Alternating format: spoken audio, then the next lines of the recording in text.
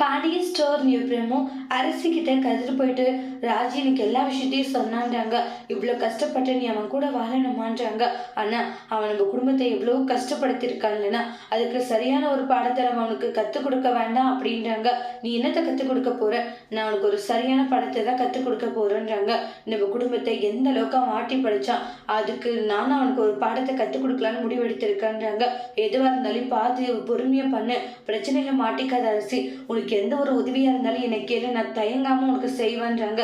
சரி, நான் கண்டிப்பா உங்களுடைய உதவி தேவைப்படும் போது நான் கேட்கறேன்றாங்க. ஆனா அந்த குமாரை நீங்க வெளியே டார்ச்சர் பண்றான்னு சொல்லிட்டு இப்படி பண்ணாதீங்க. நீங்க எல்லாம் கோவப்படணும், கவலைப்படணும் தான். அவன் இந்த மாதிரி உங்க முன்னாடி என்னை டார்ச்சர் பண்றான். ஆனா அவன் பண்ற டார்ச்சருக்கெல்லாம் இதெல்லாம் ஒண்ணுமே இல்லைன்னா நான் அவனை அதை விட பல மடங்கா வச்சு செஞ்சுட்டு இருக்கேன்றாங்க.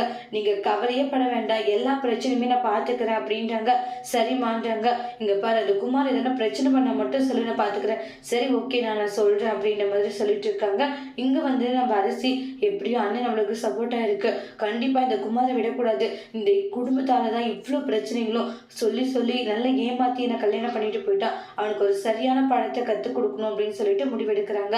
அடுத்து வரக்கூடிய பிரமோல என்ன நடக்க போகுது அப்படின்ட்டு நெக்ஸ்ட் வீடியோல வெயிட் பண்ணி பார்க்கலாம். இந்த வீடியோ பிடிச்சிருந்தா லைக் பண்ணுங்க, கமெண்ட் பண்ணுங்க, ஷேர் பண்ணுங்க. மறக்காம நம்மளுடைய சேனலை சப்ஸ்கிரைபர் பண்ணிக்கோங்க. Thank you friends.